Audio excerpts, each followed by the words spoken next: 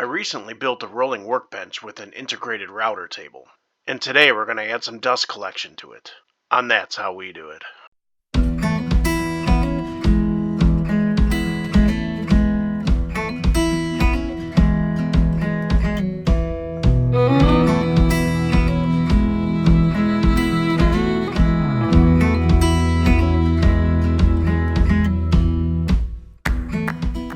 This is a continuation of a series of videos of building a rolling workbench with an integrated router table. If you would like to see how I built this table, please see the links in the description below. It is now time to add some dust collection. I'm going to start by adding some dust collection to my router table. I have a Bosch 1617 EVS router. I bought the dust collection chute from Etsy, which I'm going to add to my router to collect my dust. I've included a link in the description below. This is a pretty easy attachment. The chute easily fits onto my router. I then use the provided bolts and nuts to secure it.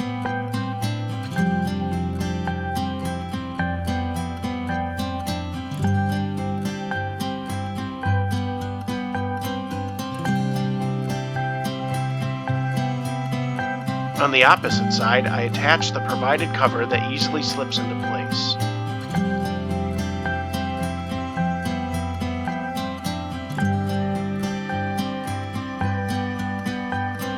Between the chute and the cover, it seems to have a good seal which will allow for the dust to be sucked into the vacuum.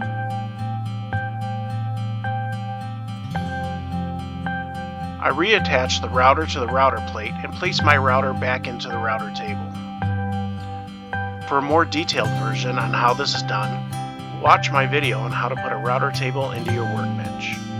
I've included a link in the description below.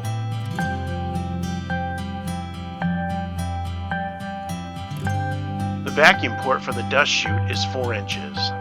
I purchased the larger one to make sure I could always adjust to my needs. But for now, my dust collection system is a 2.5-inch vacuum hose. So I bought the PowerTech 4-inch to 2.5-inch reducer so I can attach my hose to my router chute. I will attach this reducer to the router chute under the table. We attach the reducer to the chute and tighten the clamps with a Phillips screwdriver.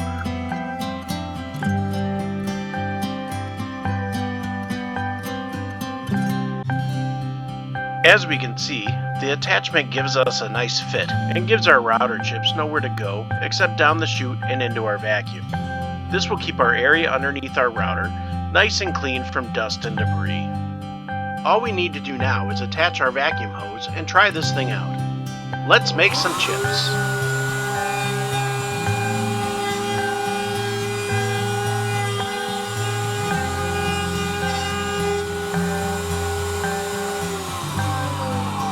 We can see that without the vacuum attachment in place and with the vacuum turned off, the chips collect at the top of the table and they also fall under the router, spreading chips and dust. With the vacuum attachment in place underneath the router and also attached to our vacuum port provided on our router pins, when the vacuum is turned on, we can see that most of the chips are collected off the top of the table, although there are still a few left behind. However, underneath the router, it is left nice and clean, free from chips and dust. Here's an example of just the vacuum working with the underneath attachment. We can see how nicely it draws the chips and dust down into the vacuum. Overall, I do like this attachment for helping keep things clean. However, I do have one complaint about it.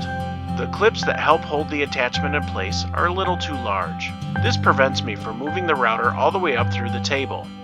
As you can see, the clips hit the router and stop it from advancing any further. Although there is still enough room for my router bit to be fully above the table, it does hinder me from getting my wrenches properly around the collet to easily tighten and loosen my bits. I believe this can be fixed if I trim the attachment a little on an angle to allow the router to clear it.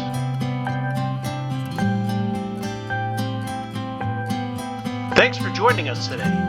I've included links in the description for items used in today's video. If you liked what you saw, please hit that like and subscribe button so we can get more content out to you.